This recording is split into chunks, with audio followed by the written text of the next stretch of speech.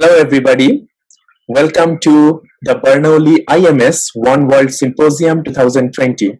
I am honored to have the opportunity to present my talk entitled Covariate Information Number for Feature Screening in Ultra-High Dimensional Supervised Problems. This is a joint work with Professors Francesca Chiaramonte and Runze Lee of Statistics Department at the Penn State University.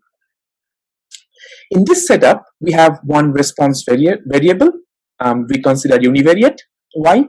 N will be denoting the random sample units. And we have a p-dimensional feature vector where p is much higher order of magnitude than the sample size. Usually the problems that we face here are the computational burden, statistical inaccuracy, and algorithmic instability.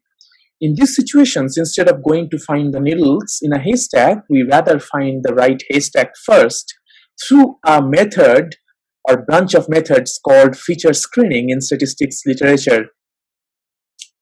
In this feature screening, generally speaking, there are three distinct steps. The first one is to compute the marginal utility value for each of these p covariates with the response variable y.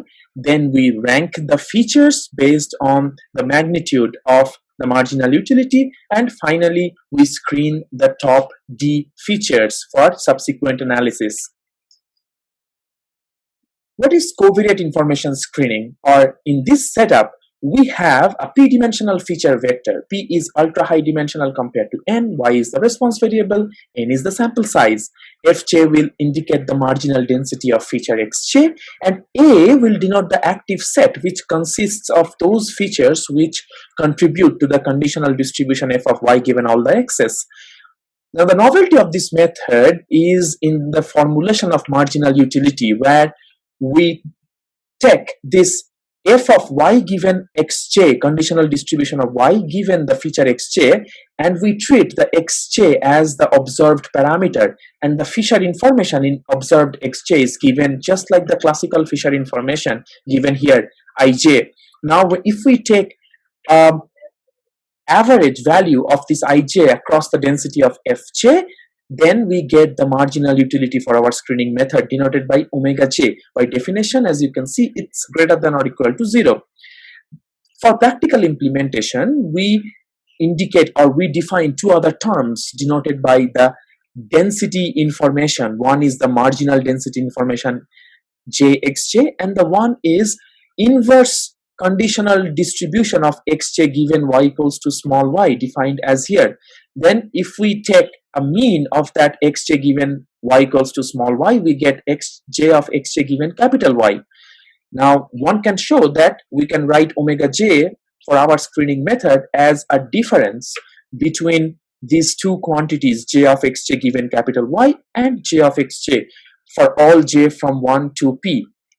Now feature screening using this marginal utility omega j is known as cheese or covariate information screening.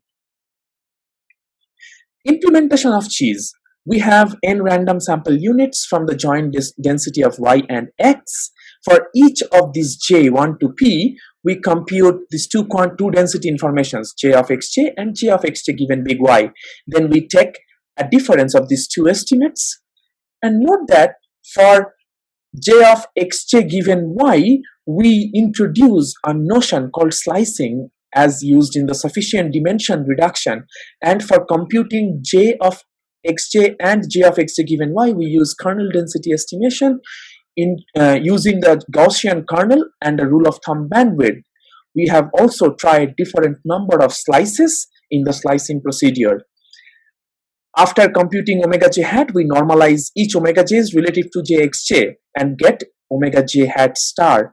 Then we rank the omega j hat stars in decreasing order and screen the top d omega j stars. Now, in feature screening literature, one uses either a hard thresholding or a soft thresholding or a combination of both to determine d. Properties of cheese. First, it's a model-free feature screening procedure. Cheese has the shear screening property, which is with increasing sample size, we will have with overwhelming probability that the top D features will include the right ones. Omega j has a Fisher informational interpretation, and the implementation is fast, uses both the marginal density of xj and the inverse conditional density of xj given small y. It is robust to response outliers, and the method or procedure allows any type of response with continuous features. Any type means discrete, continuous, and categorical response.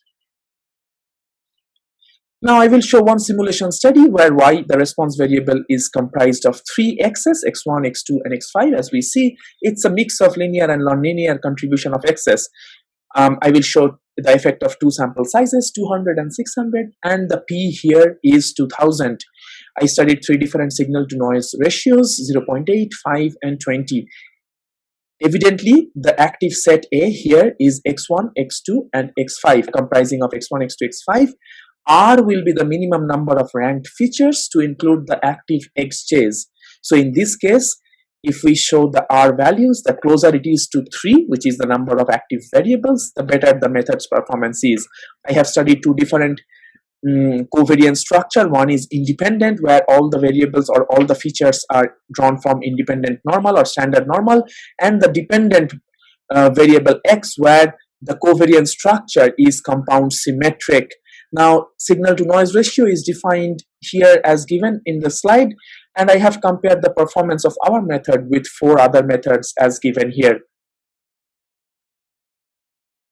Now, if we focus on a moderate signal to noise ratio, which is 5, and the more complicated scenario of dependent features, then we are focusing on 1, 2, 3, 4, 5, sixth column, right? Sixth column, if we see that the performance of cheese for sample size 200 and also for sample size 600, it's the lowest. It's the lowest for that particular SNR. And of course, when the sample size increases and when the signal to noise ratio increases, the top 3 ranked variables are the right ones for our method. In the real data application, we have a transcriptomic Affymetric gene chip rat genome data, and we have applied the cheese method and the other 4 methods to select the top 10 genes. Then we have fit a generalized additive model, and these are the scatter plots of the top 10 genes, along with in the y-axis the response variable, which is the expression of the TRIM32 gene. And we see that cheese method have picked up some linear and some non-linear associations. Not only that, the top 10 genes, some of them have very strong biological interpretation, which relates to the purpose of this study. This is the density plots for the adjusted R-squared and the deviance explained for the generalized additive model. If you pick the top 10 genes randomly and we do the exercise 10,000 times, then these are the density plots for the random selection of 10 genes for adjusted R-squared and deviance explained. The different colored and shaped dots are the performance for different methods. The cheese has the best performance compared to the random selection of the 10 genes in terms of generalized additive model fit. Now, some ongoing and research avenues here. I am happy to talk about some of those if you have questions during the discussion session.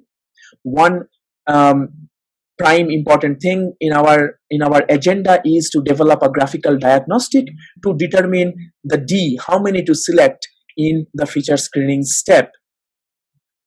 These are the references that I have used in the talk, and I gratefully acknowledge the help that we have received for our project. Summarizing, our covariate information number sure independent screening or cheese method, they have some very cool properties and they work well in most realistic scenarios, and their performance is competitive with the existing popular feature screening methods. I know I have skipped some of the integrating details, but if you have questions during the discussion session, I would love to answer and take your questions to the best of my capabilities. Thank you for your interest and patience. Thanks for listening. Thank you.